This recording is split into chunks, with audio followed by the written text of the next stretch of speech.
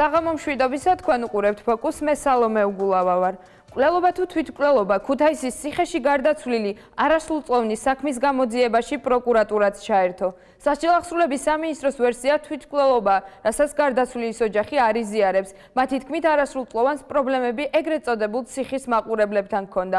გოგა ძველაიას სიკვდილი ერთადერთი საქმე არაა, სადაც მაყურებლების თემა ფიგურირებს. მათი მონაწილეობა დადასტურდა პატიმარ ლევან კორტავას სიკვდილის საქმეშიც.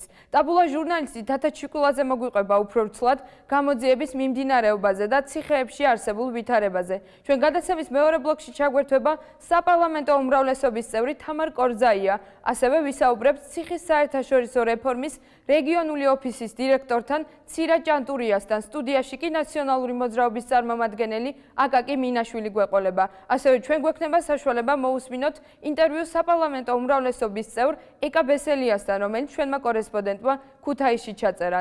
თათა მოგესალმები. გამარჯობა სალომე. თათა პირველ რიგში რომ გვიამბო რა ვიცით გოგა ძველაიას სიკვდილის გარემოებებზე. ქუთაისის საპყრობილეში გარდაცვლილი პატიმარი გოგა ძველაია არასრულწლოვანი იყო და ის აქამდეც ნასამართლები იყო, თუმცა მარიამობის დღესასწაულზე იგი პრეზიდენტმა შეიწყალა. მოგვიანებით 5 ოქტომბერს ძველაია ქურდობის ბრალდებით მეორედ დააკავეს და დაკავებისთანავე მან განცხადება დაწერა და ცალკე საკანში განთავსება მოითხოვა. მიზეზად კი გარკვეული კატეგორიის პატიმრებთან უთანხმოება დაასახელა.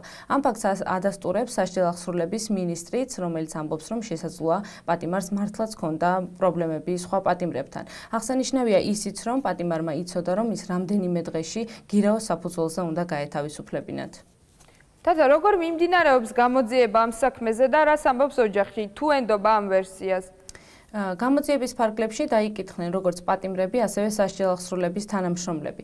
რაც შეეხება ოჯახს, მათ სამინისტროსგან განსხვავებული ვერსია აქვთ, ისინი გამორიცხავენ თვითმკვლელობას და ამბობენ, რომ ადამიანი, რომელიც გათავისუფლებას ელოდა, ის თავს არ მოიკლავდა. აქვე ოჯახი ამბობს იმასაც, რომ მას პატიმარს მართლაც ჰქონდა პრობლემები ქურდული სამყაროს წევრებთან. რაც შეეხება სამინისტროს, ისინი მხოლოდ თვითმკვლელობის ვერსიას განიხილავენ. სოზარ სუბარის თქმით, შეუძლებელია მაყურებლებთან პრობლემაზე საუბარი, რადგან პატიმარი ციხეში მარტო იმყოფებოდა და ის დაკავებიდან რამდენჯერმე მოინახულეს. ასევე აღსანიშნავია ისიც, რომ როგორც პატიმრის მამა ამბობს, სუიციდის ცდელობა ძველაიას წინა პატიმრობაშიც ჰქონდა. ძველაიას საქმით დაინტერესდა ადამიანის უფლებათა დაცვის კომიტეტის თავმჯდომარეც ეკა ბესელიას, რომელიც ამბობს, რომ ასეთი ფაქტები შემთხვევითი არ არის ხოლმე, ბესელია ოჯახსაც ესტუმრა. თათა, მაყურებლების თემა ფიგურირებდა ჩვენ ვიცით პატიმარ ლევან კორტავას სიკვდილის საქმეშიც. როგორ დასრულდა მაშინ ამ საქმის გამოძიება? ამ საქმეზე სამინისტრომ არაერთი ვერსია გაავრცელა. თავდაპირველად მათ თქვეს, რომ პატიმარი ლევან კორტავა ციხის კიბეზე დაგორდა და დაზიანებების შედეგად გარდაიცვალა. მოგვიანებით კი მათ გარდაცვალების მიზეზად პატიმრებს შორის დაპირისპირება დაასახელეს.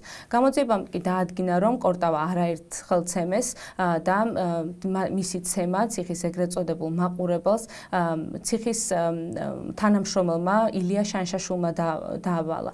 ილია შანშაშულს ბრალი წაუყენეს სხვა თანამშრომლებთან ერთად, თუმცა სასამართლომ ისინი გირაოთი გაათავისუფლა და მას შემდეგ ამ საქმეზე ჩვენ არაფერი ვიცით.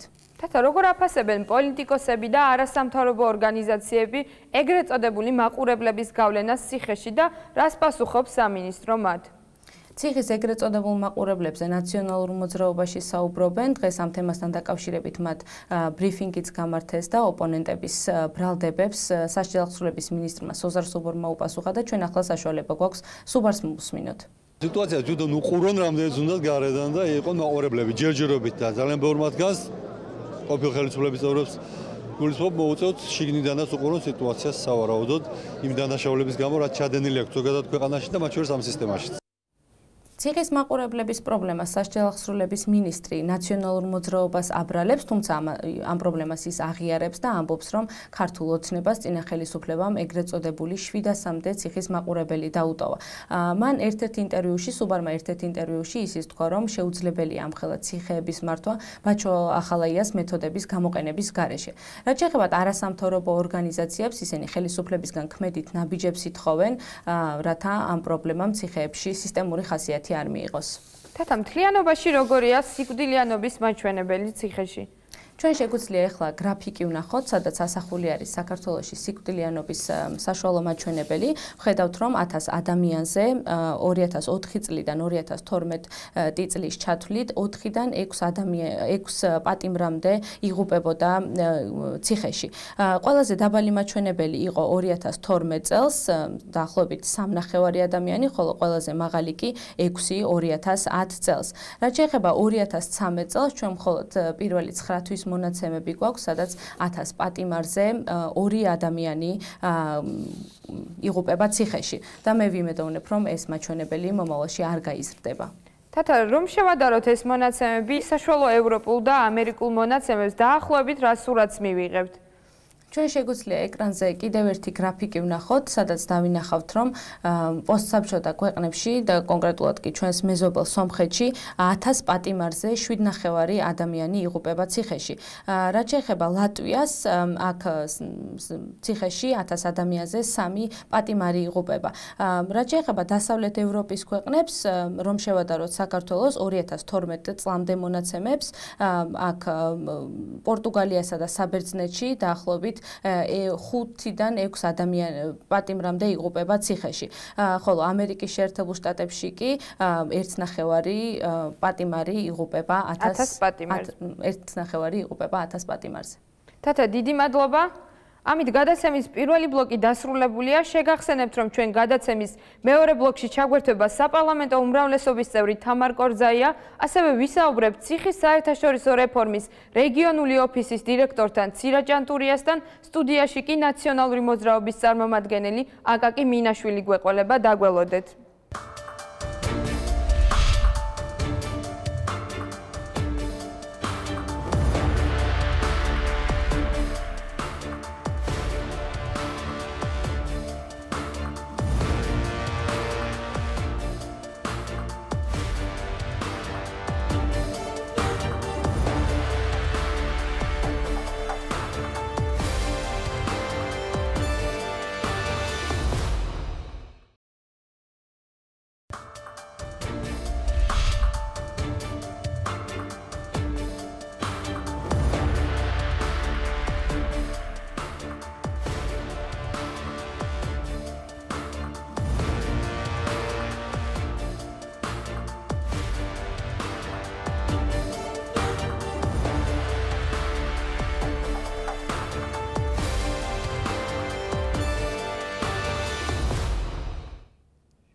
ბრუნდებით მეორე ბლოკში ჩვენთან ერთად საპარლამენტო უმცირესობის წარმომადგენელი აკაკი მინაშვილი იმყოფება. ძალიან დიდი მადლობა ბატონო აკაკი სტუდიაში მობრძანებისთვის. მანამდე კი ჩვენ საპარლამენტო უმრავლესობის წევრი თამარ კორძაია ჩაგვერთვება. ქალბატონო თამარ, მოგესალმებით. მოგესალმებით. თქვენს ასევე ძალიან დიდი მადლობა სტუდიაში მობრძანებისთვის.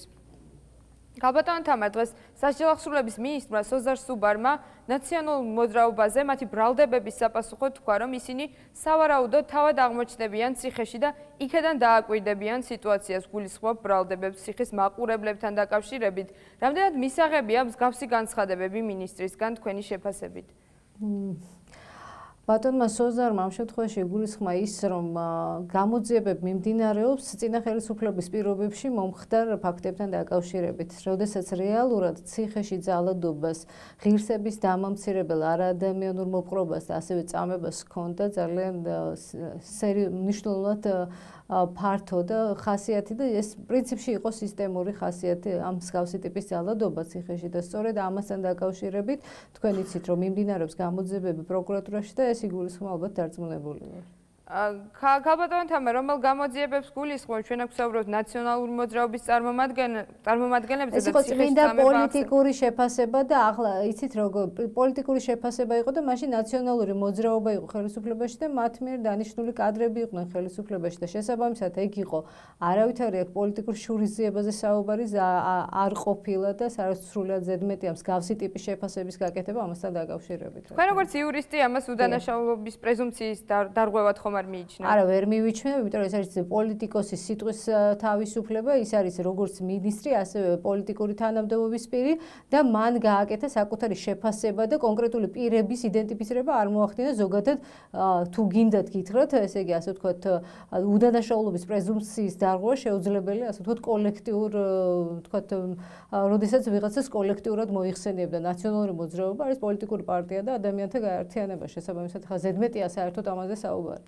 რაც შეეხება გამოძიებას, ქალბატონ თამარ, ამაზეც მინდოდა მეკითხა, ერთი წელი გავიდა მას შემდეგ, რაც ჩვენ ნახეთ ციხის სკანდალური კადრები და რაც შეეხება დასჯილ ადამიანებს წამებისთვის, ჩვენ ვიცით, რომ ვლადიმერ ბედუკაძე საერთოდ გათავისუფლდა სისხლის სამართლებრივი პასუხისგებლობისგან, ასევე 8 ადამიანთან გაფორმდა საპროცესო შეთანხმება და მათი სასჯელი შემცირდა, თუ სწორად მახსოვს 5-6 წელზე მეტი არც ერთისთვის არ მიუსჯიათ და გარდა ამისა ეს ადამიანები დააკავეს ჯერ კიდევ ნაციონალური მოძრაობის მმართველობის დროს. თქვენ როგორ შეაფასებთ ამ გამოძიებებს, იმიტომ რომ ჩვენ ხშირად გვესმის, რომ ეს იყო სისტემური დანაშაული და შემდგომში არ გვინახავს გამოძიება ამ მიმართულებით. დიახ, მე ვფიქრობ, რომ ის რაც დღეს ხდება ამ მიმართულებით არის ზუსტი და სწორი ნაბიჯები ხელისუფლების, იმიტომ რომ მაშინ, როდესაც ჩვენ საუბრობთ ამ სისტემურ ხასიათებზე და დანაშაულის სისტემურ ხასიათზე და როდესაც ვაცნობიერებთ ამ ბრალდების სერიოზულ ხასიათს, არ შეიძლება ადამიანები ციხეში ჩავსვათ სერიოზული, ასე ვთქვათ, დასაბუთების გარეშე. ამიტომაც გამოძიებას თქვენ ძალიან კარგად მოგეხსენებათ, რომ განსაზღვრული ვადები ასეთი არ აქვს, იმიტომ რომ ჩვენ თვლით, რომ ნებისმიერი ბრალდება წაყენებული უნდა იყოს სათანადოდ დასაბუთებული და გამყარებული. ანუ ჩვენ არ ვაპირებთ იმას, რომ ოდნავი ეჭვის არსებობის შემთხვევაში ადამიანები ჩავსვათ ციხეში. შესაძლოა ბუნებაში არსებობდეს დანაშაული, მაგრამ თუ პირს ბრალი ვერ დაუმტკიცდა სათანადოდ, ეს რას გულისხმობს? ეს გულისხმობს იმას, რომ ფაქტი უნდა იყოს მომხდარი. ამავე დროს უნდა არსებობდეს ბრალეულობა პირის განზრახი, გაუფრთხილებელი და ასე შემდეგ და ფაქტსა და ბრალეულობას შორის მიზეზობრივი კავშირიც უნდა არსებობდეს, მოტივი, მიზანი და ასე შემდეგ. ეს არის საკმაოდ სერიოზული და რთული პროცესი, რომელსაც ასევე სერიოზულად ეკიდება დღევანდელი ხელისუფლება.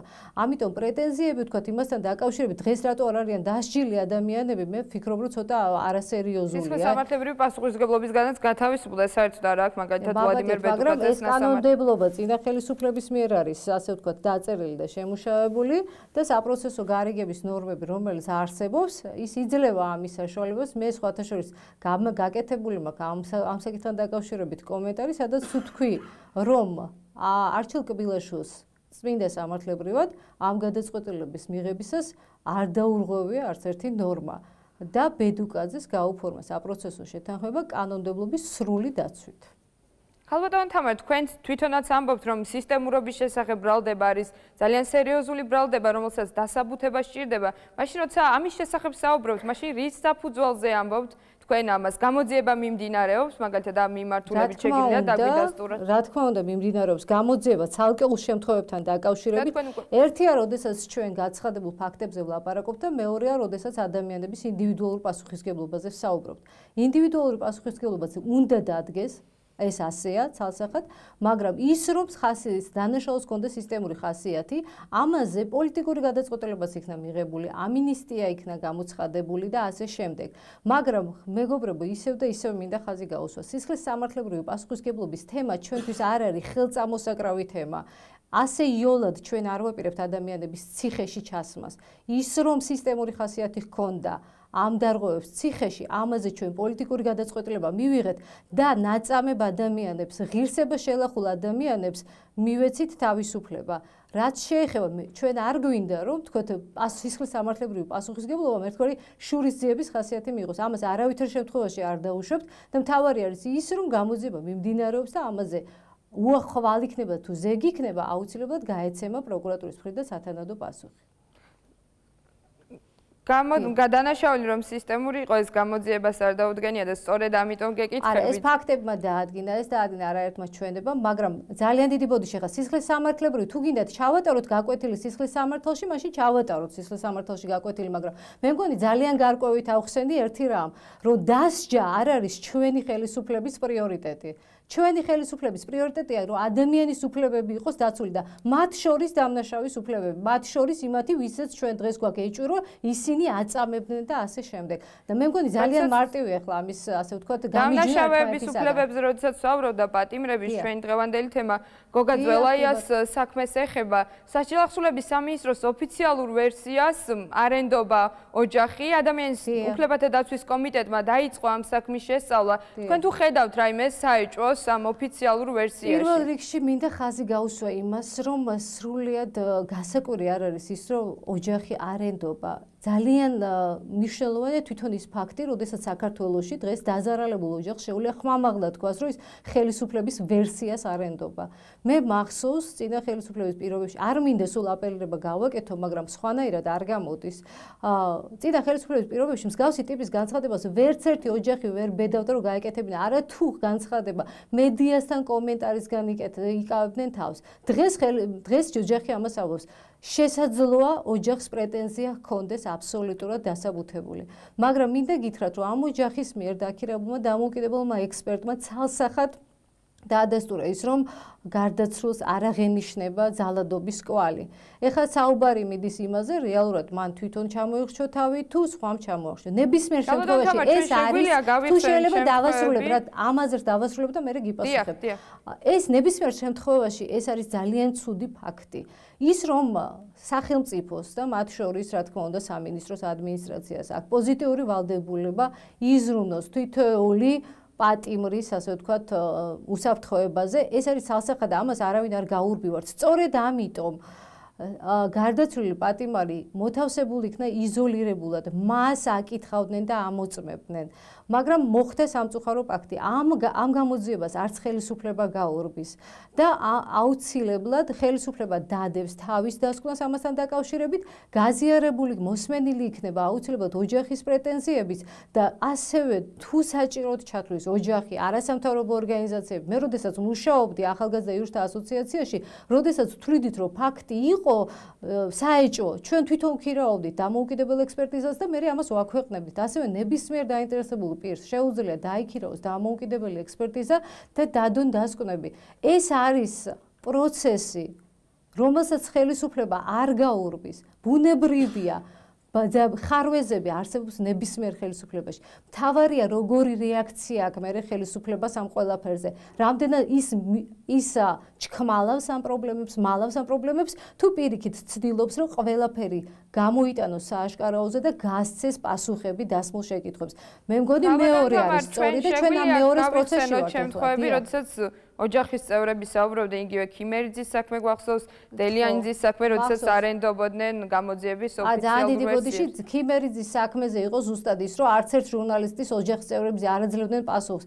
არღებულობდნენ, მედიას არ უშვებდნენ, არაერთი სიუჟეტი არსებობს ამასთან დაკავშირებით. როდესაც ნახავს მათი კომენტარები ქალბატონთან. სწორედაც რომ ქიმერიძის საქმეზე იყო, როდესაც ჟურნალისტები მიდიოდნენ ოჯახის ირგვლივ მდგომი ადამიანები ჟურნალისტებს ერეკებოდნენ და იცით რა ძალიან ბევრი არსებობს ეს კადრი და აი ზუსტად ქიმერიძის საქმე მაქვს მხედველობაში, როდესაც ოჯახმა სანამ არ მოხდა ხელისუფლების ცვლილება ვერ ბედავდა ხმის ამოღებას. ძალიან ბევრი ფაქტი არსებობს ამის დამადასტურებელი და შეგვიძლია არაერთი თქვათ ასე ვიდეო ვნახოთ ამის დამადასტურებელი. შემდგარ რეაგირებას მე მინდა კორტავას საქმეზეც მინდა კითხოთ, ჩვენ ვიცით რომ ადამიანები რომელსაც ბრალი წაუყვეს გირაოს სანაცვლოდ გამოვიდნენ და შემდეგ აღარ გვინახავს ამ საქმის განვითარება, თქვენ თუ ადევნებთ თვალს?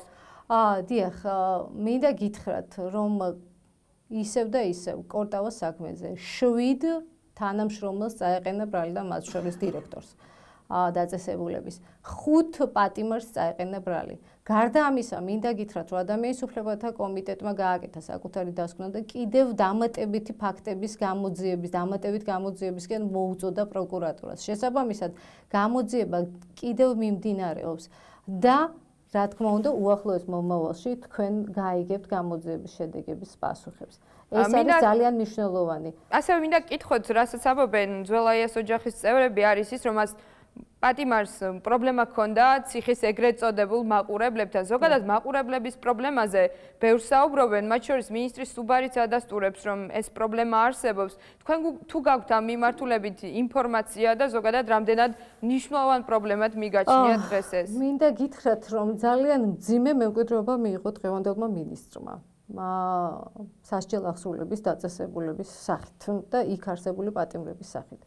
რაც შეეხება მაყურებლებს, ოჯახის წევრები ამას ამბობენ, მაგრამ მე მაქვს აბსოლუტურად სხვა ინფორმაცია და გარდაცვლილს პატიმარს არ ქონია პრობლემა მაყურებლებთან, იმიტომ რომ უბრალოდ მაყურებლები არ არსებობენ იმ ციხეში, მაყურებლები ეგრეთ წოდებული კანონიერი ქურდები იმყოფებიან იზოლირებულად ნომერ მე-7 საპრობილეში და შესაბამისად იქ შეუძლებელი იყო ვინმესთან კომუნიკაცია, მაგრამ მე არ მინდა დეტალებში. მაყურებელი არ არის კანონიერი ქურდი. ერთი წამით ძალიან დიდი ბოდიში დავასრულებ ჩემს სიტყვას. გარდა ამისა, მინდა გითხრათ, რომ ეს ბავშვი არასრულწლოვანი ყავდათ სრულიად იზოლირებულად და დიახ, რაც შეეხება მის პრობლემებს, პრობლემები არ უკავშირდება მაყურებლებთან ურთიერთობას, ნამდვილად უბრალოდ მე არ ვთვლი საჭირო და ვთვლი, რომ არ არის ეთიკური დღეს იმ დეტალებზე ვილაპარაკო, რაც შესაძლოა მე ვიცოდე. მაგრამ დაბეჯითებით შემიძლია ვთქვა, რომ აბსოლუტურად მისი პრობლემები, რომლებზეც ციხის ადმინისტრაციას აქვს ინფორმაცია, აბსოლუტურად არ უკავშირდება მაყურებლებს. მართლაც წმინდა ეთიკური თვალსაზრისით მიმაჩნია, რომ ამაზე მეტი მე ამ წუთას არ უნდა ვთქვა. ძალიან სამწუხარო ფაქტია. ძალიან მძიმეა ალბათ ამ ოჯახისთვის დღეს ამ ეთერის მოსმენა და საერთოდ როდესაც ჩვენს გარდაცვლილ შულზე ასე ეთერში ლაპარაკობენ და რაღაცნაირად ხდება პოლიტიკური შეფასებების თემა, ალბათ ძალიან ძნელი მოსასმენია და მე ვწუხვარ ამ ყველაფერზე, რაც ხდება, მაგრამ ოჯახს აქვს უფლება თქვას ის, რასაც ის ფიქრობს, მაგრამ ეს ყოველთვის არ ემთხვევა სიმართლეს და იმ რეალობას, რაც შეიძლება არსებობდეს. ალბათ თამარ ჩვენ წლებია ასეთ საქმეებზე პოლიტიკური შეფასებები გვესმის სამწუხაროდ, თუმცა ალბათ თქვენ არ გიკვირთ, იმიტომ რომ ასეთი გამოცდილება არსებობს. მინდა კითხოთ ასევე იმის შესახებ, რომ მინისტრმა სუბარმა ერთ-ერთ ინტერვიუში, კონკრეტულად კი კვირის პალიტრასთან ინტერვიუში თქვა, რომ ამხელა ციხეების მართვა ბაჩუ ახალაიას მეთოდების გარეშე შეუძლებელია. იზიარებ თუ არა მინისტრის ამ პოზიციას იმ ფონზე, როდესაც იგივე ასეთი მასშტაბური ამნისტია განხორციელდა ციხეში პატიმრების რაოდენობა დღეს გაცილებით ნაკლებია ვიდრე წინა წლებში და წესით ახლა შედარებით უფრო იონი უნდა იყოს ციხეების მე ვერ დაგეთანხმებით ციტირებაში, იმიტომ რომ სოზარ სუბარი ამას არ იტყოდა, არ ვიცი, ალბათ არასწორი ინტერპრეტაცია, იმიტომ რომ ბაჩუ ახალაიას მეთოდებით შესაძლოა ჟურნალისტის მიერ არის ადამახინჯებული ფრაზა. თქვენ პირადად არა სხვა.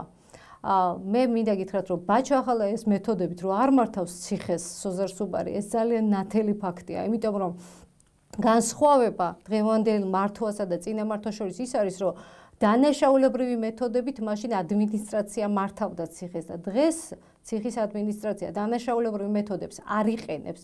ძირითადი პრეტენზიები, რაც არსებობს და საერთოდ რაც შეიძლება იყოს, ეს არის ის, რომ შესაძლოა ციხეში პატიმრებს შორის ხდებოდეს დაპირისპირება და ამას შორის ძალიან დიდი განსხვავება, არსებითი განსხვავება, სადაც ადამიანის ფუნდამენტურ უფლებას ხელისუფლების წარმომადგენელი არღვევს და სადაც ადამიანის სიცოცხლეს შეიძლება რაღაცნაირად პოზიტიურ ვალდებულება ყოველთვის ამეთანხმებით, რომ ორივე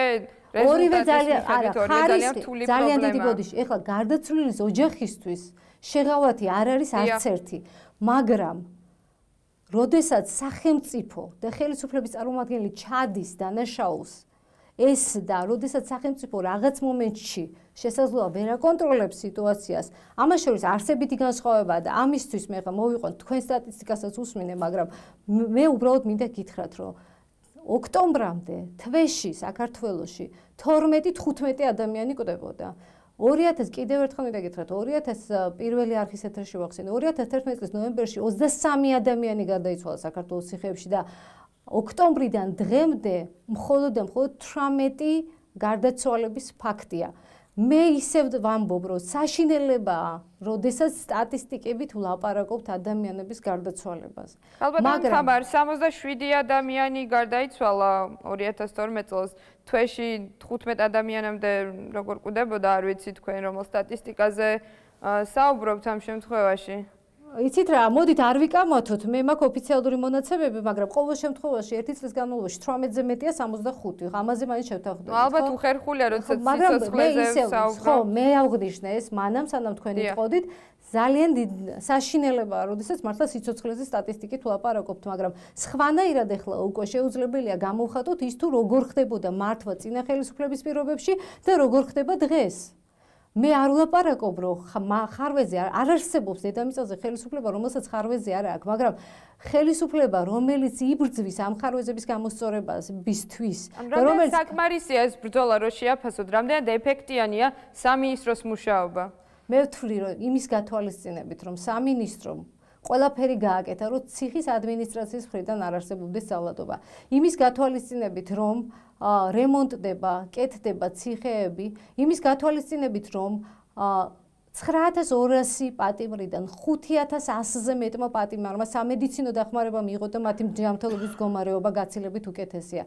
იმის გათვალისწინებით, რომ 160-ზე მეტი ტუბერკულოზით დაავადებული ადამიანი იყო ციხეში და წელს მხოლოდ 44-ია. იმის გათვალისწინებით, რომ შეიქმნა C ჰეპატიტის მკურნალობის პროგრამა, რაც არ არსებობდა აქამდე და 1000 ადამიანი მკურნალებს 2 წლის განმავლობაში, რა თქმა უნდა, პროგრესი ცალსახაა და რა თქმა უნდა, ეს არის ის, რომ ხელისუფლება აკეთებს თავისი შესაძლებლობის ფარგლებში ყველაფერს, რომ პატიმართა უფლებები იყოს დაცული. ეს არ არის ყველაფერი, მაგრამ ეს არის დასაწყისი და ეს არის ზუსტად ხელისუფლების ვალდებულება, რომ ის იყოს მუდმივად წინსვლის პროცესში ადამიანის უფლებების დაცვის გზაზე. დიდი მადლობა, ქალბატონ თამარომ ჩვენთან ერთად იყავით და შეკითხვებს უპასუხეთ. მადლობთ, კარგად ზამთრობთ. დროებით. ბატონო აკაკი, თქვენთან გადმოვალ შეკითხვით, პირველ რიგში დავიწყებ საუბარს, ძველაიას სიკვდილის შემთხვევით, თქვენთვის რამდენად დამაჯერებელია გამოძიების ოფიციალური ვერსია? პირველ რიგში დიდი მადლობა მოწვევისათვის, მივესალმები საზოგადოებას. მე ალბათ იმედი მაქვს, რომ ექნება საშუალება ასევე ქალბატონი თამარის ასე ვთქვათ დასმულ საკითხებზეც რეაგირება მოახდო. რაც შეეხება ამ შემთხვევას, ეს არის კლასიკური მაგალითი იმისა, ნიმუში იმისა, როგორ ხდება დღეს ციხეების მართვა არა ციხის ადმინისტრაციის მხრიდან, არამედ კრიმინალური ავტორიტეტების და მაყურებლების მხრიდან. ხო, დღეს ახლა ჩვენ საუბრობთ ამ თემაზე და ოჯახის ძალიან მკაფიო განცხადება იმასთან დაკავშირებით, რომ ადმინისტრაცია გაფრთხილებული იყო რამოდენიმეჯერ, რომ ამ ადამიანის მოთავსება იქ იყო მისი სიცოცხლის ძალიან სახიფათო. საკითხი ისაა, რომ ისე დაყენება, რომ ის უნდა გამოსულიყო რამოდენიმე დღეში და მან ეს ძალიან კარგად იცოდა, ბუნებრივია ეს ამ თემას მინიმუმამდე დაყავს იმის შესაძლებლობა, რომ მან თავი მოიკლო. თუმცა სალკე მოათავსეს ის. ხო, ესეც არავინ არ იცის, სხვათა შორის ძალიან საინტერესო მომენტია, ხო? ჩვენ ვნახეთ რამოდენიმე დღის წინ როგორ ხდებოდა ჩაწერა, როგორც ვიდეო, ასე აუდიო ჩაწერა, ბაჩუ ახალაიას და მის შეხვედრების მათ შორის ჩემთან, ჟურნალისტთან, მონიტორთან და აი სხვა თემაზე მივდივარ, ხო? და აქ ბატონმა სოზანმა განაცხადა და ადმინისტრაციამ განაცხადეს, რომ ეს უსაფრთხოების მიზნით. ეს 2 დღეა ყველა მათ შორის ოჯახის წევრები, მათ შორის არასამთავრობო ორგანიზაციები თხოვენ და ითხოვენ ადმინისტრაციისაგან თუ ყველა ჩაწერა ხდება, სად არის ის კადრი, სადაც ჩაწერილი იქნებოდა გიორგი ძველაია განმარტოებით კამერაში და რა მოხდა. ბუნებრივია ეს ფართო საზოგადოებამ არ უნდა ნახოს, მე ამას არ ვცალობ. ქალბატონი ეკაბესელია ამბობს, რომ არ არსებობს ვიდეო ჩანაწერი. ძალიან საინტერესოა. თავიდან ამბობდა, რომ არსებობს და მომცემ პირობას ήλობდა, რომ დასწრების ჰქონდა. ქალბატონი ეკაგეუბნებოდა თქვენ? არა, პროგნოზი ჰქონდა, რომ მას მისცემდნენ ამ ჩანაწერს დღის განმავლობაში. დღეს უკვე არ არსებობს. ხო, ანუ ცოტა უცნაური ვითარება არის, ხო, თავისთავად უსაფრთხოების მიზნით იწერ, ყველა კამერას მაშინ საწავიდა ეს ჩანაწერი. ამიტომ ესეც ზრდის ეჭვების ასე ვთქვათ საფუძველს. მათ შორის ის წინა ფაქტებიც რაც ხდებოდა, ხომ? მათ შორის კორტავას ფაქტი ახსენეთ, სადაც თავიდან საზრდასრულების პოზიცია იყო, რომ ის კიბიდან დაგორდა, მე იმდენ განსაჯაროვდა ფაქტი, რომ მიხვდნენ, რომ ამ პოზიციის დაკავება შეუძლებელი იქნებოდა. სხვა საერთოდ მონიტორინგის მოშლა ციხეში. ხო, დღეს ჩვენ საუბრობთ მონიტორინგთან მიმართებაში, ქალბატონი თამარი საუბრობდა, ყველაფერი კონტროლდება, მათ შორის არის გარეშე თვალი, ასე ვთქვათ, საზოგადოებრივი თვალი საჯარისულებაზე, მაგრამ ერთი ფაქტორი ავიწყდება უმრავლესობას და ხელისუფლებას განსხვავდება ახლანდელი მონიტორინგი წინა ხელისუფლების დროინდელი მონიტორინგის. მე შეგახსენებთ, რომ მონიტორინგის საბჭო, რომელიც შედიოდნენ არასამთავრობო ორგანიზაციის წარმომადგენლები, ჟურნალისტები, სპეციალისტები, ექსპერტები, ეს მონიტორინგის საბჭო გაუქმდა არჩევნების შემდეგ და დარჩა მხოლოდ ერთი მექანიზმი. სკანდალის შემდეგ შეიქმნა, მანამდე პრევენციის ეროვნული მექანიზმი არსებობდა. როგორ ვიკადრებთ? ეს მექანიზმი ძალიან დიდი ხანი არსებობდა, ციხის სკანდალამდე წლებიდან ადრე შეიქმნა და ეს არ იყო იმ ომბუდსმენის მექანიზმის ნაწილი. ეს ხო კიდეც ცალკე საბჭო, რომელიცშიც უკვე ომბუდსმენთან არადაკავშირებული პირები შედიოდნენ, სახელმწიფოსთან არადაკავშირებული პირები შედიოდნენ, გაძლიერება მონიტორინგის მექანიზმის. ეს მექანიზმი დღეს მთლიანად გაუქმდა. დღეს არის მხოლოდ სახელმწიფოს პრევენციის მექანიზმი, სხვათა შორის ძალიან უცნაურია. ხო, რამოდენიმე დღე გავიდა ამ ფაქტებიდან გამომდინარე და სახელმწიფოს საერთოდ ხმა არ მოუღია ამ თემასთან დაკავშირებით. ის როგორც ვიცით, საზღვარგარეთ იმყოფება ისრაელშია. პირველ რიგში ჯერ სახელმწიფო თავისთავად არის გასაუბრებსული და სამწუხაროდ მის გარეშე კომენტარი არ გააკეთა. სახელმწიფო ინსტიტუტია და არაკონკრეტული პიროვნება და არავითარი რეაგირება ასეთ თემაზე ძალიან ბევრ კითხვას შეასაბამებს მასთან მიმართებით. თუმცა ეს კიდევ უფრო სხვა თემაა. ეხლა რამოდენიმე საკითხს მინდა ეს ყურადღება გავამახვილო თუ შეიძლება. პირველ რიგში ბაჩო ახალაიას მეთოდების ესეთი გრანდიოზული თემა, რომელიც ხელისუფლებას უკვე 1 წელი აქვს გამოყენებული და აქტიურად იყენებს, მაგრამ ამ 1 წლის განმავლობაში ბაჩო ახალაიას აბრამდა ყველაფერს, წამებას, ძალადობას, ბავშვების შეჭმას, ასე შემდეგ და ასე შემდეგ, ხო? მაგრამ ბაჩო ახალი ჩამოვიდა, მიმდინარეობს სასამართლო პროცესები და ჩვენ ძალიან კარგად ვაკვირდებით, რამდენად ფარსია ეს სასამართლო პროცესები. ეგრეთ წოდებული შპარგალკები ხელებზე, ერთ-ერთი გადაწერილი 5 კაცის ჩვენებების რამოდენიმეჯერ ცვლილება. ეს თემა ძალიან შორს აკვირვებს ბატონო. ასევე ამ საკითხთან მივდივარ. აი მაგალითად კორტავას საქმესთან მიმართებაში ერთ-ერთი ძალიან აქტიური მონაწილე, როგორც ჩანს, ეს არის ციხის დირექტორი, ხო? ბატონი სინაურიძე, რომელიც სხვათა შორის აქ ჩვენება მიცემული, 3ჯერ შეცვალა და მეოთხე ჩვენება ძალიან კარგი, ბაჩოს საწინააღმდეგო, ხო და ამადა ეს ადამიანი არის ციხის დირექტორი და მას გაუწიეს შეღავათი იმის გამო, რომ სწორედ ეს ჩვენება აქვს მიცემული ახალაიას წინააღმდეგ. თემა რომ იმასთან დაკავშირებით საუბრეთ კრიმინალური ავტორიტეტების გავლენების შესახებ თუ როგორ მართავენ ისინი ციხეს და გარკვეული სქემად წარმოადგენენ თქვენმა პარტიამ. რაზე დაყნობით ამბობთ ამას და საიდან იღებთ ეს არის ინფორმაცია, რომელიც მოდის რამოდენიმე მიმართულებიდან, როგორც პატიმრებიდან, ასევე ციხის ადმინისტრაციის წარმომადგენლები, რომელსაც ინფორმაციის ბუნებრივი მევინაობას არ დავასახელებ, მათი უსაფრთხოებიდან გამომდინარე. თუმცა რაც შეეხება ციხის პატიმრებს, მე ქალბატონ თამარს შევპირდი, სანამ ამ სტუდიაში მოვიდოდით, რომ ძალიან ბევრი მშობელი ნათესავი მოდის ჩვენთან, კონკრეტულ ინფორმაციას გვაწვის, ამდენად რთულ პირობებში არიან პატიმრები, ზეწოლის ქვეშ არიან მაყურებლების და კრიმინალური ავტორიტეტების მხრიდან. და მე ამ ინფორმაციას მას მივაწვდი, ამ ადამიანებს შევახვედრებ და რამდენად დახურულია საჯელახსრულების სისტემა. უბრალოდ წარმოუდგენელია საჯელახსრულების სამინისტროში ვინმეს შეხვდნენ ეს ადამიანები. მე არ უშვებენ ამ ადამიანებს და მათი პრეტენზიები, მათი კითხვები, მათი პრობლემები არ არის გაგებული. და ნახოთ როგორი რეაგირებას მოახდენს თავად ადამიანის უფლებების კომიტეტი, ქალბატონი თამარი. მე სიმართლე გითხრათ ძალიან ბევრი კითხვის ნიშანი გამაჩნია ადამიანის უფლებების კომიტეტის თავმჯდომარესთან ამ მიმართულებით, იმიტომ რომ მისი ეს კამპანია ეგრეთ წოდებული პოლიტპატრონების შეგვიძლია ბატონო მაგაგი ზუსტად ქალბატონ ეკაბესელიას ხოსმინოთ ახლა რომელიც აუცილებლად მოგცემთ საშუალებას ის იმყოფებოდა სენაკში, მოინახულა გარდაცვლილის ოჯახი, ასევე ქუთაისის ციხეში. ჩვენ შეგვიძლია ახლა მას მოусმინოთ, ჩვენმა კორესპონდენტმა ჩაწერა და გავაგრძელოთ საუბარი. ყველაფერზე გავცე პასუხი. მე მინდა მივმართო ყველა იმ ადამიანს, პირველ რიგში ნაციონალური მოძრაობის იმ წევრებს, ვინც პოლიტიკურ განცხადებებს აკეთებს ამ თემაზე.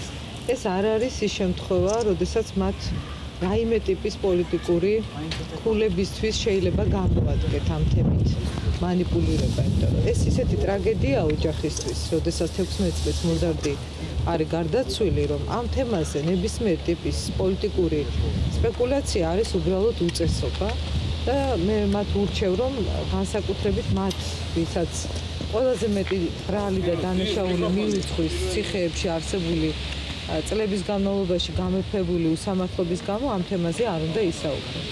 და ეს ოჯახისთვის არის ძალიან მძიმე.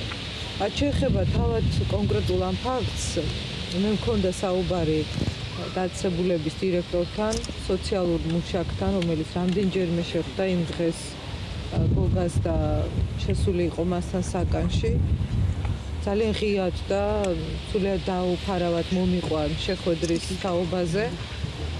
ასევე ვნახე ის საკანი, სადაც იმ დღის განმავლობაში დაახლოებით 23 საათის განმავლობაში იმყოფებოდა გოგა, ვნახე ის ადგილი, სადაც ის იპოვეს გარდაცვლილი.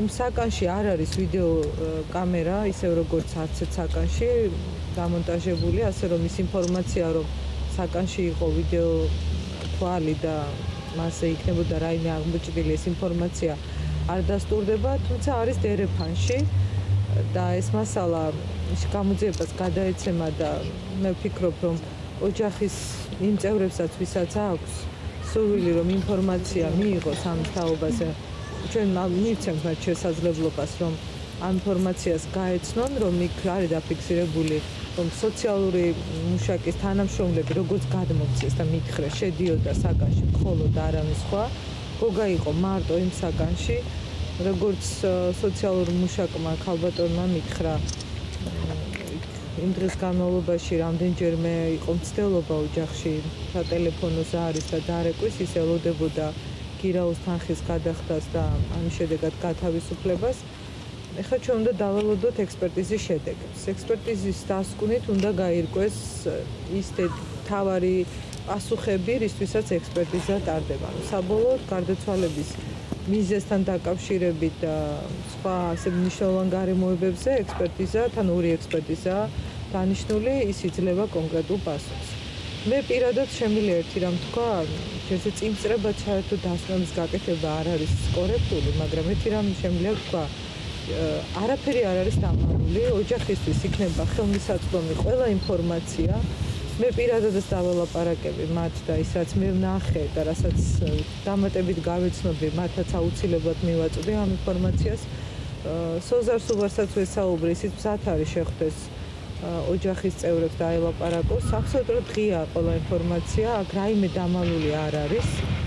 მე ვფიქრობ, რომ უბრალოდ გარკვეული ალბათ გარკვეულ პირთა ინტერესებში არის, რომ რაღაცა ოჯახის ეს ტრაგედია თავის რაღაცა სხვა მიმართულებით გამოიყენოს. ამიტომ აქ არ არის ის ვითარება, როდესაც ვინმე რაიმეს მალავს. ძალიან ღია და გამჭვირვალე ვითარება.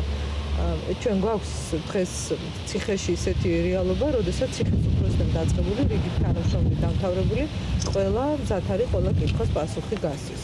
ამ საქმეზე არაფერი არ დარჩება პასუხგაუცემელი და ოჯახს ექნება შესაძლებლობა ყველა კითხვაზე პასუხი მიიღოს. მაყურებლების გავლენასთან დაკავშირებით ციხეებში ამბობ დროს ამაზე საუბრობთ თავად სოზარ სუბარიც არასამთავრობო ორგანიზაციებით რა შეიძლება რა უნდა გაკეთდეს ამ მხრივ ასევე უმცირესობა პირდაპირ ასახელებს რამდენიმე გვარს უნდა იყოს თუ არა გამოძიება თქვენებით როგორც ჩახედული ახლა ამ სისტემაში ყველა ცალკეულ ზოგადად სისტემას დღეს ბატონ მინაშვილს როგორია რომ მართავს ვინმე მაყურებელი ესე არ არის სისტემას დღეს მართავს საშელახსოვრების დაწესებულების ხელმძღვანელობა და მინისტრი და მართავს ისე რომ ციხეებში არ არის წამების და არაადამიანური ღირსების შემლახავი ფაქტები ცალკეული პრობლემები იქნება იმიტომ რომ ეს ციხეა და ციხეში კი არა ოჯახში აქვს ადამიანებს პრობლემები ამიტომ ის რომ ციხეში იქნება აბსოლუტური იდეალური წესრიგი ასეთი ილუზია არ გვაქვს მაგრამ დღეს ციხეში ცალკეული შეიძლება გარკვეული კონფლიქტები იყოს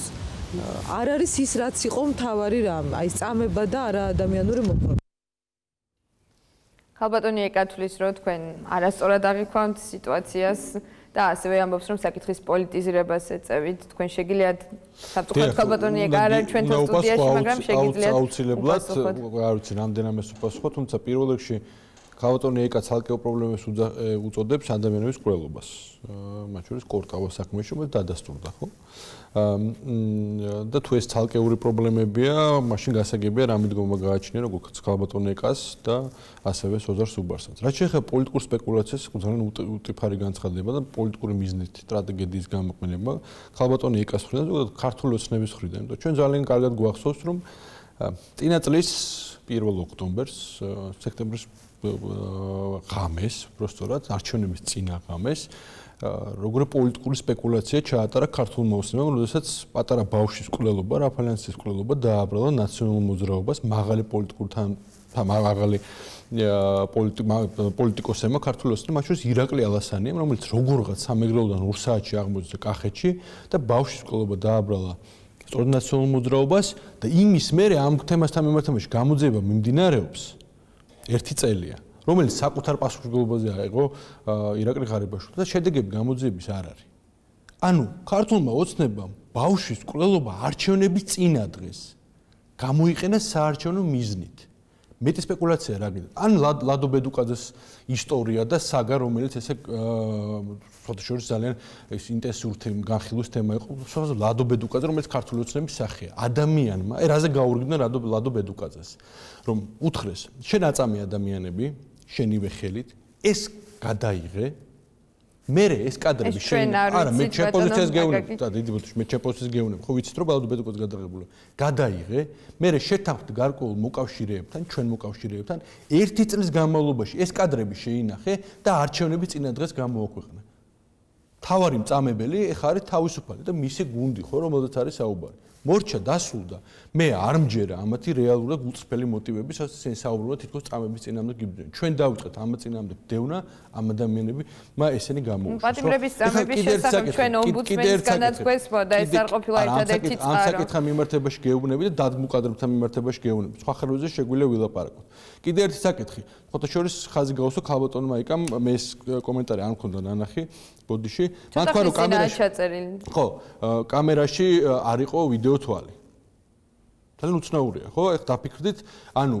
ოჯახი თავად პატიმარი ამბობს რომ მე ვიქნები ამ საპრობლემო საფრთხის ქვეშ იმიტომ რომ მე მქონდა დაპირისპირება კონკრეტულ კრიმინალებთან ამ საპრობილეში და ამ ადამიანს სვავენ ისეთ კამერაშიც თვალი არ არის ხო არა ამის საერთოდ თუმცა დერეფანში იყო როგორც კომენტარში მოვისმინეთ თავარი კამერაში დერეფანში ბუნებრივია ყველა დერეფანში არის და საინტერესო ბუნებრივია დერეფანში კამერა ადასტურებს ამათ ვერსიას ხო რომ ჩანს თითქოს ჩანს რომ არავინ არ შევიდა მაგრამ შენ პატიმარი გეუბნება რომ მე ვარ საფრთხეში ამ ციხეში ყველა ლოგიკით შენ ეს პატიმარი უნდა ჩასვა განსაკუთრებულ დაცულ კამერაში და განსაკუთრებულ დაცული კამერა იგულისხმება ვიდეო თვალი არა აუდიო ჩაწერა არა ვიდეო თვალი ანუ ბაჩუ ახლა ეს ჟურნალისტების საუბარის ჩაწერა საინტერესო და საფრთხეში ყოფ პატიმრის მონიტორინგი საინტერესო არ არის ესეც ხომ თავისთავად ძალიან უცნაურია და ბევრი ეჭვის საფუძველს იძლევა ეხლა ქალბატონი ეკას პოზიცია მე ძალიან კარგად მესმის მაყურებლებთან მიმართებაში ქალბატონი ეკა იყო და ნანა კაკაბაძე იყვნენ მოთავეები აი ფართო მასშტაბიანი ასე ვთქვათ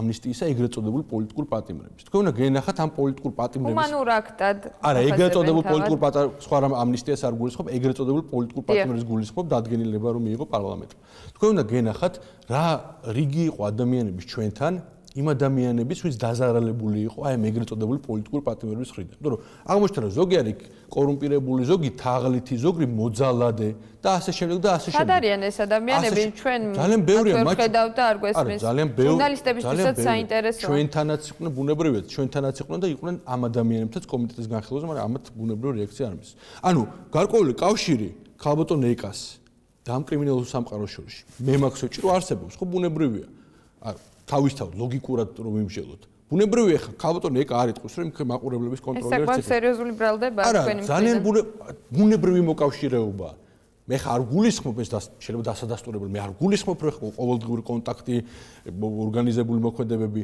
თუმცა ის რომ ბუნებრივი მოკავშირეობა შეიქმნა ამათ შორის იმ აქტივობით რაც ქალბატონმა ეკამ განახორციელა ეგრეთ წოდებული პოლიტიკურ პატიმრების გამო ძალიან ცალსახაა და ძალიან მარტივია ხო ამაზე დავა მე მგონი ზედმეტი საჭირო არ არის და ის რომ ეხა გვეუბნებია რომ მაყურებლები არ არსებობენ კრიმინალური კურტავას საქმე ამის კლასიკური მაგალითია ძალიან ცალსახა მაგალითია მაყურებლების თემა ჩვენ ისევ დაუბრუნდებით ბატონო აკაკი ამასობაში ქალბატონი ცირაჭანტურიაც შემოგვიერთდა რომელიც ახლა ჩაგვერთვება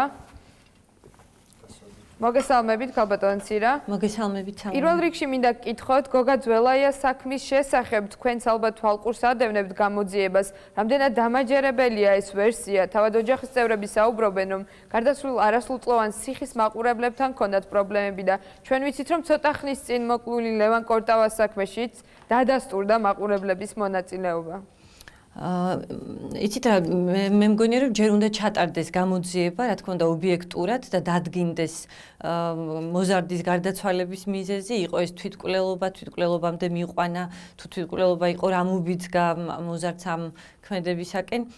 ამიტომ ჯერჯერობით მე ამ კონკრეტულ საკითხთან დაკავშირებით ვერ გეტყვი ჩემს პოზიციას.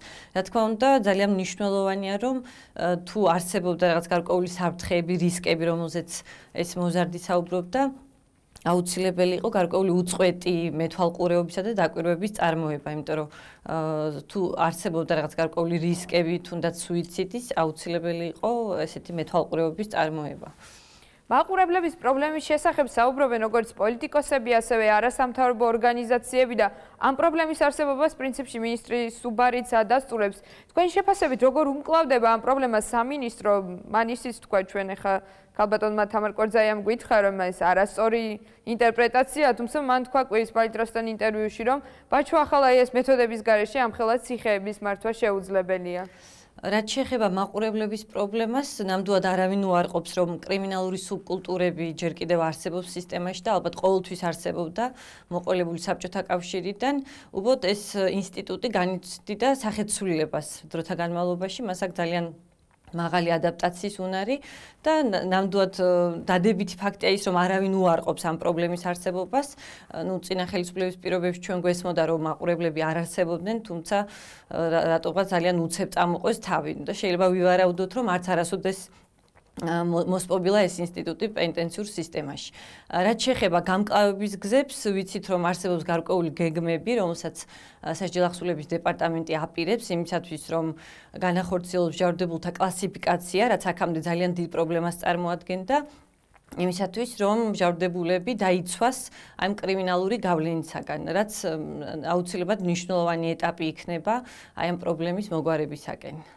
რაც შეეხება იმას, რაც თქვენ თქვით, რომ უცებ წამოყვეს თავი, თქვენი აზრით ეს დაკავშირებული არის თუ არა იგივე ციხეების მართვასთან სამინისტროს მხრიდან, რომ კონტროლი მოეშვა ამ მიმართულებით და მათ მეტი თავისუფლება იგრძნეს, რომ განახორციელონ თავისი მოქმედებები, გულისხმობ მაყურებლებს ციხის კონტროლი რომ განახორციელონ. იცით რა, მე ვერ ვიტყვი, რომ კონტროლი მოეშვა, იმიტომ რომ კონტროლი საკმაოდ ეფექტურად ხორციელდება. უბრალოდ ესე ვთქვათ, შერბილდა ის რეჟიმი, იმიტომ რომ ადრე მოგიხსენებათ. კორტავას საქმე ვნახეთ, სადაც აღმოჩნდა, რომ შეთანხმებულად მოქმედებდა ციხის ადმინისტრაციასთან მაყურებლები, ეგრეთ წოდებული მაყურებლები. როგორც წესი, მაყურებლები ცდილობენ, რომ ციხის ადმინისტრაციასთან დაამყარონ გარკვეული თანამშრომლობითი ურთიერთობა, რაც მათ დაეხმარება თავიანთი კონტროლის გაძლიერებაში. თუმცა ვერ ვიტყვით, რომ ეს რაღაცა ესე ხდება მთელ სისტემაში და არის რაღაც გარკვეული ღონისძიებები იმისათვის, რომ მათზე კონტროლი გაძლიერდეს და მათი გავლენა შესუსტდეს. და რა უნდა გააკეთოს სამინისტრომ, როგორ შეაფასებთ თქვენ მათ მოქმედებებს ამ მიმართულებით? იცით რა, მე აღნიშნე პირველ რიგში კლასიფიკაციის პრობლემის მოგვარება, რაც მეტად მნიშვნელოვანი იქნება, იმიტომ რომ მოგეხსენება წლების განმავლობაში, როცა გადატვირთულობა იყო საქართველოს ციხეებში, ძალიან ძნელი იყო და საერთოდაც ეს განთავსების პრობლემა საკმაოდ წავედი იდგა, ანუ თქვა პირველად ნასამართლევი ადამიანის განთავსება ხდებოდა მჟავრდებული ადამიანის იგივე რეციდივისტებთან, თუნდაც კრიმინალური და ესეთი მენტალობის მქონე ადამიანებთან, რაც აბსოლუტურად დაუშვებელია. ძალიან ბევრი ესეთი პატიმარი ხდება სისტემაში. რომელ წლებზე? წინა წლებზე, ანუ დაახლოებით, რა ვიცი, მე ვიტყოდი, აი გადატვირთულობის წლებზე 2006 წლიდან 12 წლის ჩათვლით, როდესაც ძალიან ესე დინამიურად გაიზარდა ციხეებში პოპულაცია, პატიმართა კონტინგენტი და შესაბამისად ამან ძალიან გააძნელა ეს განთავსება და კლასიფიკაციის ესე ვთქვათ ეფექტური მართვა. და რა თქმა უნდა, იმისათვის რომ ადამიანების დაცვა პრობლემა ქალბატონ ცირა შევარდნაძის ხელისუფლების დროს სადაც ერთ-ერთი მთავარი პრობლემა იყო. ერთ-ერთი არა, პრინციპში მთავარი ალბათ. ვერ გავიგესალმე მართალი გითხრათ. შევარდნაძის ხელისუფლების დროს გადატვირთულობის პრობლემა იყო ცენტრალური პრობლემა, ანუ წლებზე მაგიტომ მკითხეთ, რომ ეს არ იყო მხოლოდ 6 წლის პრობლემა. კი ბატონო, მანამდე შეიძლება იყო, მაგრამ განსაკუთრებით ეს მწვავედ ესე ვთქვათ გამოჩნდა გასულ წლებში, როდესაც პატიმართა რაოდენობა 24,000 გადააჭარბა. ეს გახდა 2011 წელი. და მანამდეც ძალიან სტაბილურად და აქტიურად ხდებოდა პატიმრების კონტინგენტის ზრდა და ასეთ შემთხვევაში რაიმე ეფექტურ მართვაზე, იგივე განთავსებაზე, კლასიფიკაციაზე საუბარი ცოტა რთულია, იმიტომ რომ ეს ნამდვილად აძნელებს სისტემის მართვას. მაგრამ ამ მიმართულებით აუცილებელია, რომ ნაბიჯები გადაიდგას და იგივე დაწესებულებები დაიყოს სხვა რეჟიმის დაწესებულებად, ისეთ ადამიანები, რომლებიც მაღალი რისკის, ესე ვთქვათ, დამნაშავეებს წარმოადგენენ, მოხდეს მათი იზოლაცია და აუცილებელია, რა თქმა უნდა, დაინერგოს ისეთი პროგრამები, რომელიც მჟავრდებულებს, რომლებიც არ წარმოადგენენ მაღალ რისკს და რომლებიც საჭიროებენ გარკვეულ რეაბილიტაციას, რესოციალიზაციას, აი ამ მიმართულებითაც ძალიან მნიშვნელოვანია, რომ გადატვირთულობის პრობლემას რაც შეეხება ქალბატონ ცირა, წამების საწინააღმდეგო კომიტეტის ანგარიშები, პრინციპში თქვენგან განსხვავებულ რამეს ამბობს, იმიტომ რომ ისინი წარსულში უფრო სერიოზულ პრობლემებზე მიუთითებდნენ და ახლა პრინციპში თქვენ ალბათ დამეთანხმებით, რომ გადატვირთულობის პრობლემა არ არსებობს. ჩვენ ვნახეთ, რომ ძალიან ბევრი ადამიანი გამოვიდა ამნისტიის შედეგად ციხიდან. დიახ, გადატვირთულობის პრობლემა შეიძლება ითქვას, რომ მოგვარებულია, დაახლოებით 9000-მდე პატიმარი იმყოფება დღეს პენიტენციურ სისტემაში და სწორედ ეს იძლევა იმის საშუალებას, რომ სახელმწიფომ უფრო ეფექტურად გამოიყენოს თავისი რესურსი და იგივე ის პრობლემები, რომელიც აქამდე იყო ჯანდაცვის თვალსაზრისით, განთავსების თვალსაზრისით და უფრო ეფექტური მართვის სისტემის დანერგვის თვალსაზრისით, უფრო უკეთ გადაიჭრას.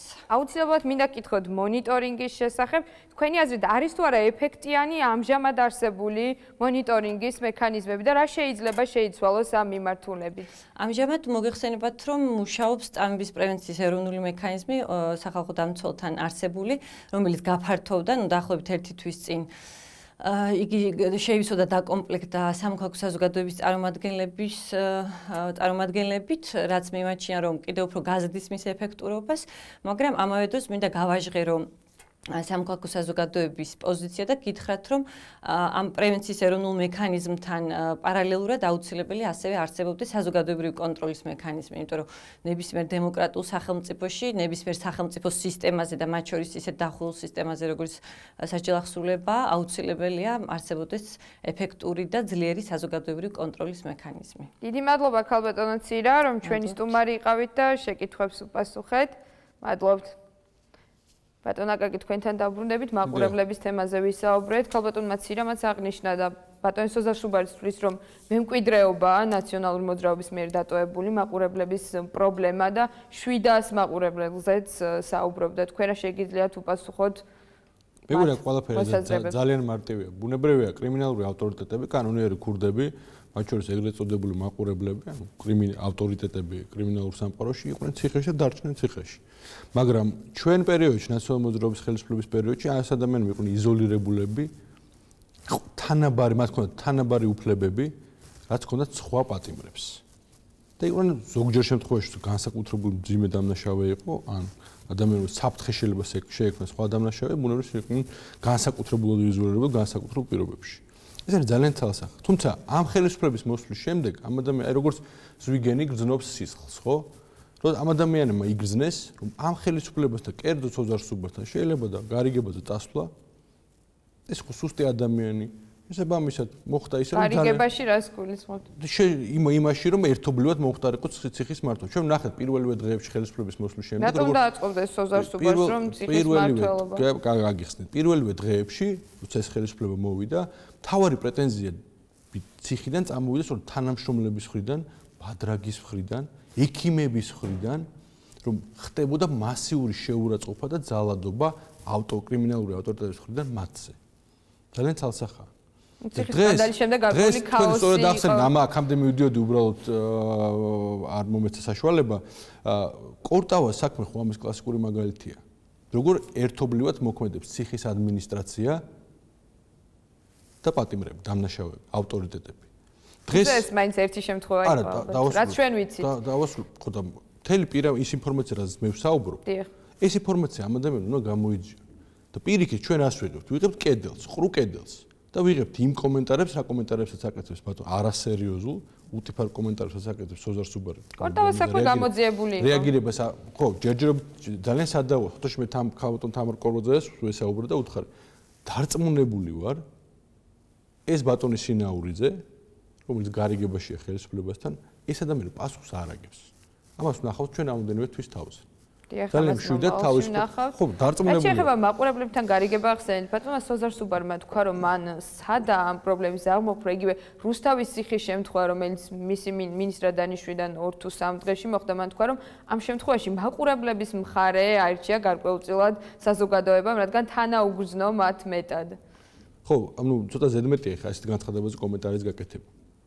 როდესაც შენ ყავს, სხვადასხვა სწორი იყო არასამთავრობო ორგანიზაციის წარმოადგენთ განცხადება. როცა შენ ყავს ადამიანი, რომელიც არის ავტორიტეტი, კანონიერი ქურდი თავისთავად, ან კრიმინალური ავტორიტეტი, რომელსაც კანონიერი ქურდი იყენებს შემდეგ სხვადასხვა ციხეების სამართავად. შენ ამაზე ინფორმაცია გაქვს, ბუნებრივი ესეთი ტიპის ადამიანები ცალკე უნდა მოათავსო, ისე რომ მათ არ ქონდეთ კონტაქტი სხვა პატიმრებთან და არ შეეძლოთ სხვა პატიმრების მართვა და მართვა კიდე მარტივი უფრო ყველაზე მსუბუქი ამბავია, ხო? გარდა მართვის, აქ არის ძალადობა, აქ არის პატიმრების წამება და აქ არის პატიმრების დასჯა, მათ შორის სიკვდილის გზით, რომელიც ახლა ჩვენ ვნახეთ ამ რამოდენიმე თვის განმავლობაში. ეს არის ძალიან მარტივი. ჩვენ ცოტა ბატონ სოზარმა გააკეთა თავად ბრიფინგი, იმიტომ რომ ხვდება, რომ ინფორმაციის დამალავს აზრი არ აქვს. რამოდენიმე დღის წინ თუ არ ვწდები, როდესაც თქვა, როგორ ხდება მაგალითად საგნების გადატანა ციხიდან ციხეში. მაგალითად მე აგიხსნით, რომ აი რა ბლაგვი იმისათვის, რომ ერთი ციხიდან გზავნილი წავიდეს მეორე ციხეში, ადამიანი პატიმარი იძულებით ყლაპავს ბლაგ საგანს, რომ მერე ეს ადამიანი წაიყვანოს ციხის საავადმყოფოში, რომელიც არის ცენტრი, მართვის ცენტრი მთელი ამ მექანიზმის. ობობას ქსელის თავი არის ციხის საავადმყოფო, სადაც ჩემი ინფორმაციით მიმდინარეობს სერიოზული რემონტი იმ მიზნით, რომ კამერების გადაკეთება ხდება ბინების სტილში, მიზნით რომ იქ სწორედ ყველაზე მთავარი ტვინები აი მექანიზმის ჩასახდეს და იქ მათ კონდეთ კომფორტი. მე სხვადასხვა ხალბატონ თამარ შევთავაზე მიმართოს ბატონ უსუფაშვილს და მოითხოვოს უფლება აი ციხეში შესვლა და ნახოს იქ დაათვალიეროს რა და როგორ ხდება აი მექანიზმის აწყობა, კომფორტის შექმნა. სახალხო დამცველისთვის თუ მიგიმართავთ თქვენ იმავე და მათ შეუძლიათ ეს ნახონ. პირველ რიგში, როცა საქართველოს პარლამენტის წევრი არა მხოლოდ საქართველოს არასამთავრობო ორგანიზაციები, ადამიანები ასეთ აქტუალურ საკითხებზე აკეთებენ განცხადებას, ამაზე სახალხო დამცველმა უნდა მოახდინოს რეაგირება. და ჩვენ ხედავთ, აი ამ საქმეზე რამოდენიმე დღეა გასული. რეაქცია არის ნოლი. რაც ნიშნავს იმას, რომ ძალიან საეჭვო პასიურობას აქვს ადგილი სახალხო დამცველის მხრიდან, ძალიან ბევრი კითხვის ნიშანი ჩნდება და ამიტომაც ძალიან არ ვარ მე ეს დობით აღჭურვილი იმ ეროვნული მექანიზმის მიმართ. რომელიც არის სახალხო დამცველის ფარგლებში. ხო, პატივს ემ ყველა ადამიანს, მაგრამ მაინც თვლი ისე როგორც გითხარ და ეს არასამთავრობო ორგანიზაციის წარმომადგენლიც ამბობდა, ხო, რომ გარდა ამისა უნდა იყოს საზოგადოებრივი საბჭო, რომელიც არსებობდა საქართველოში, მანამ სანამ ეს ხელისუფლება მოვიდა არჩევნების გზით მოვიდა ხელისუფლებაში. და ისე ეს საბჭო გაუქმდა. მოტივები საერთოდ ყოველ რაციონალურ აზრს მოკლებული იყო, რომ ადამიანს ჭირდება ექსპერტული ცოდნა ამ სფეროში, რაღაც პროფესიონალიზმი ამ სფეროში, გაურკვეველია, ხო? მონიტორს არავითარი დამატებითი პროფესიონალიზმი არ ჭირდება. განსაკუთრებული ციხის მონიტორის პროფესია არ არსებობს. ზოგადად შეიძლება აი მენეჯმენტზე ვსაუბრობ ჩვენ ვითარების ხალბატონმა თამარმას თქვა რომ მძიმე სიტუაცია და მძიმე მემკვიდრეობა დახვდა ზოგადად ბატონ სოზარ სუბარს, რასაც ალბათ დამეთანხმებით და ჩვენ ყველამ ვიხილეთ ეს კადრები 2011 წელს და კადრებამდე ჩვენ ბევრი რამე გვესმოდა იგივე სახალხო დამცველის მხრიდან. თქვენი აზრით რატომ მოხდა აქამდე მისვლა და სიტუაციის ასე მიშვება ხელისუფლების მხრიდან? იგივე თქვენ ბრძანდებოდით პარლამენტში, რომელიც ამ ყველაფრის მონიტორინგს უნდა ახორციელებდეს. რატომ დაუშვეთ წინა ხელისუფლება მის რაც ჩვენ ნახეთ? პირველ რიგში მინდა გითხრათ რომ ძიმე სიტუაციასთან დაკავშირებით მთავარი პრობლემა რაც ჰქონდა ჩვენ დროს საჯარისხლების სისტემას ერთი რომ გადატვირთულობა იყო გეთანხმებით, მაგრამ მე პირადად თუ მკითხავთ გადატვირთულობაზე მინდა თქვენ დავაზუსტოთ და გაგაგრძელებინებთ რომ 2010 წელს უკვე ყველა პატიმარს თავისი საწოლი ქონდა ეს პრობლემა. ხო, ძალიან საინტერესო საკითხი, იმიტომ რომ ჩვენი ხელისუფლების პირობებში დაიწყო ციხის მშენებლობა. თუმცა ჩვენ აქ ადამიანის უფლებებზე ვსაუბრობთ ამ შემთხვევაში პატიმრების უფლებებზე და წამებაზე, ადამიანის უფლებებს გულისხმობ, მანამდე ვინაიდან არ იყო ამ ადგილი, საკმარისი ადგილი, ბუნებრივია მათი უფლებები იყო შელახული, ხო? იმიტომ რომ სივიწროვეში იმყოფებოდნენ. არის გარკვეული სტანდარტები ამ მიმართულებით. ჩვენი ხელისუფლების პირობებში დაიწყო ყველაზე თანამედროვე სამედიცინო დაწესებულებების შექმნა საჯარისხლების სისტემაში. მაგრამ მიუხედავად ამისა, იყო გადატვირთულობა. მე თუ მკითხავთ, თუ აი ამაზე ბევრს ფიქრობდით, ბევრს ვჭობდით და ის რომ საქართველოში კრიმინალის დონე იყო ერთ-ერთი ყველაზე დაბალი და ჩვენ თავს გვხსოვთ უსაფრთხოდ. ეს იყო ძალიან მნიშვნელოვანი ფაქტორი. თუმცა ეს არ შეიძლება იყოს ალბათ იმის საპირწონე, რომ ადამიანები აწამონ ციხეში. იგივე ჯანდად ჯერჯერობით წამებაზე არ გადავსვლოთ. მეორე, დღეს ჩვენ ვნახეთ ფართომასშტაბიანი ამნისტია. მე არ ვიცი შეურაცხყოფა არ მინდა მივაყენო, მაგრამ პირდაპირი კავშირი ამ ამნისტიას შორის და კრიმინალის დასთან შორის და დღეს ნებისმიერი ადამიანი შეიძლება ვკითხოთ 1000 ჯერ უფრო უსაფრთხოდ გრძნობს თავს, ვიდრე იყო ნაციონალური მოძრაობის პირობებში. რაც შეეხება წამებასთან და მიმართებაში, ნებისმიერი ადამიანი, რომელსაც ჩაიდინა გარკვეული დანაშაული, მათ შორის წამებასთან მიმართებაში, რომელზეც იყო საუბარი, რომ გამოძიებული იყო, ნაწილი გამოძიებული იყო ის საქმე, რომელიც კადრების საქმეს ეხება. ხო, ის უნდა გავმიჯნოთ. იყო ორი ტიპის კადრები. იყო ეგრეთ წოდებული კარანტინის დაშლა, რომელიც თავისთავად არის დანაშაული და დამნაშავეების ხოლო კადრები არის ჩვენ სახალხო დამცველისგან წლების განმავლობაში გვესმოდა და ცარიელ დარბაზში კითხულობდა ხანდახან ბატონო დოშ ნახევრად ცარიელ დარბაზში. ცოტა სადაო საკითხი არის ცარიელ დარბაზში კითხულობდა ნახევრად ცარიელში. ყოველ შემთხვევაში სრული დასწრება ძალიან იშვიათად გვინახავს. კომიტეტის მოსმენები არ გინახიათ, ცალკე შეხვედრები არ გინახიათ და ასე. მე მოხსენებას გულისხმობ. თავარი თემა ძალიან ინტენსიური დებატები, მათ შორის სახალხო დამცველთან კითხვების დასმით და შემდგომი დებატები. გლდანის მეორე საპრობლემო ყოველთვის წლების განმავლობაში გვესმოდა რომ პრობლემა იყო და თქვენი მხრიდან ამას არ მიეხედა. ცოტა სადაო საკითხი არის, კიდევ ერთხელ ვიმეორებ. იმიტომ რომ ამ მიმართულებით კვლევა ყოველთვის მიმდინარეობდა. და მათ შორის ადამიანები, გარკვეული ადამიანები იყვნენ დასჯილები. თქვენ იგივე კარანტინის შემთხვევაში საუბრობთ, ჩვენ ხედავდით რომ ცემდნენ აქ პატიმრებს შეყვანილ. დიახ, ზუსტად მაგას ვამბობ, კარანტინის კადრები რაც იქნა გამოკვლეული, მათ შორის მანამდე ჩვენ გამოვაკვირდით კადრები ნაციონალურ ხელისუფლებამ.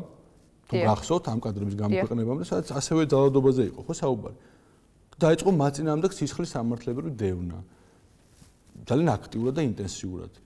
შედეგად მოვიდა ახალი ხელისუფლება და ეს ადამიანები ვინც წამებლები იყვნენ გამოუშვეს ხო. ამასთან დაკავშირებით ორი აზრი არ არსებობს. ეხლაც აი თუ დააკვირდებით ხო ქართული ოცნება საუბრობს იმასთან დაკავშირებით ნაციონალურ მოძრაობა იყო გუნდი წამებელი ადამიანების, სადისტების და ასე შემდეგ და ასე შემდეგ. სად არის ეს საქმეები? აი ვინმე თუ დაინტერესდა, აი სად არის კონკრეტული სისხლის სამართლებრივი საქმე, რომელიც ეხება არჩილ კბილაშვილი ისეთ ფაქტებს ამბობდა, ძალიან სერიოზულ ფაქტებს ასახელებდა. აი ეს ინტერვიუში, ტრადიციული ინტერვიუები რო ქონდა ჟურნალისტებთან. ძალიან სერიოზულად, ძალიან მძიმე ფაქტებს ასახელებდა. თავარი პროკურორი მტკიცებულების გარეშე ამაზე საუბრობდა და მას შემდეგ თვეებია გასული, არც ერთი ეს ფაქტი არ არსებობს. დიახ, თუმცა ეს არ ხსნის იმ პრობლემას, რაც მანამდე თქვენ კადრების გამოქვეყნებამდე შეძლოთ თქვენს ხელისუფლებას მიეხედა ამ პრობლემისთვის. თქვენმა თანაგუნდელებმაც ეს შეცდომად აღიარეს და სისტემურ მარცხზეც იყო საუბარი. თუ ეთანხმებით, თუ იღებთ თქვენ წილპასუხისმგებლობას. ბუნებრივია ნებისმიერ ტიპის ხარვეზე და პრობლემაზე, რაც ნაციონალურ მოძრაობის პერიოდში იყო, მე ვიღებ პასუხისმგებლობას, როგორც გუნდის წევრი, როგორც ასევე სხვა დანარჩენი გუნდის წევრიც ბუნებრივია ანალოგიური მიდგომა აქვს, თუმცა ეს რომ იყო სისტემური დანაშაული, ბუნებრივია მე ამას არ მივიღებ, იმიტომ რომ ეს არ იყო სისტემური დანაშაული. ნუ ეს გამოძიებული უნდა იქნას ამის შესახებ ვისაუბრეთ. ხო, მე გეუბნები და ამიტომ გეუბნები, ბუნებრივია ამდენი ხანი რომ არავითარი გამოძიება ამ მიმართულებით არ მიმდინარეობს, ძალიან ცალსახაა. ხო, ეხლა ვერ იტყვი რომ ქართული ოცნება არის მიკერძოებული მხარე და რაიმე ფავორიტიზმს აქვს ადგილი ნაციონალურ მოძრაობის მიმართ. ხალხო თამარმა ისაუბრა რომ იმდენად რთული ამ საქმის გამოძიება და იმდენად სერიოზული ბრალდებებია რომ ჯერ კიდევ მიმდინარეობს. ახალი ალები გამოიფიქრეს, ისე როგორც რაფალიანცის საქმეში 1 წლის განმავლობაში ვერ გამოარკვიეს როგორ ვინ მოკლა ეს ბავშვი. იმიტომ რომ მათთვის ეს იმდენად წამგებიანი, იმიტომ რომ აქ მართლა არის პოლიტიკური მოტივები, ოღონდ პოლიტიკური მოტივები მიმართულებითა რომ ნაციონალურ მოძრაობა დაეზიანებინა ქართულ ოცნებას და გამოიყენა ბავშვის სიკვდილი. და ანალოგიური ეჭვები მიშდება ყველაფერი აქედან გამომდინარე. ხარვეზები იყო ყველა მიმართულებით ბუნებრივია. მაგრამ ხარვეზები ძალიან მინიმალურია იმ წარმატებასთან, რომელიც ალბათ განსაკუთრებით საბოლოოდ ეს აღმოჩნდა ერთ-ერთი მთავარი მიზეზი, ის გამოც პოლიტიკური ფასი გადაიხადა ნაციონალურმა მოძრაობამ. ეს არ იყო სისტემური დანაშაული. დღეს ჩვენ ხედავთ მართლა სისტემურ, ჩემი აზრით მართლა სისტემურ დანაშაულს და ქართული ოცნება საუბრობს რომ რაშოშია სოზარ სუბარი, ხო? მაშინ როდესაც იმ შემთხვევასთან მიმართებაში რამოდენიმე ადამიანი პოლიტიკური პასუხისმგებლობა აქვს მინისტრმა და ბაჩუახალიანი, რომელიც საერთოდ მინისტრი არ იყო იმ პერიოდში. ამიტომ ყველაფერს თანაზომიერად თანაზ გავლენა ამის შესახებ არის საუბარი. ეს საუბრები სპეკულაციები ალბათ სანამ გამოძიება არ დასრულდება, რაზეც ქალბატონმა თამარმა ისაუბრა. ჩვენი დროს სამწუხაროდ იწურება ბოლო რეპლიკა შეგიძლიათ გააკეთოთ. ბაჩუახალა რომელიც იყო იმ დროს შინაგან საქმეთა მინისტრი, მანამდე თავდაცვის მინისტრი, ძალიან ბევრი საქმე ჰქონდა. ძალიან ბევრი საქმე, თქვენ ფიქრობთ რომ მას ჰქონდა დრო იმისათვის, რომ ხა სხვა სისტემებიც ეკეთებინა. ყოველ შემთხვევაში ვერ ამიტომ მაგას ვიძახი. ამიტომ ვიძახი. ხო და ამას გულისხმობ მეც და ის რომ ამდენი ხანი უბრალოდ არავითარი პროცესი არ მიმდინარეობს, ვერ მიმდინარეობს, რომ არ არსებობს სისტემური დანაშაულის სახე.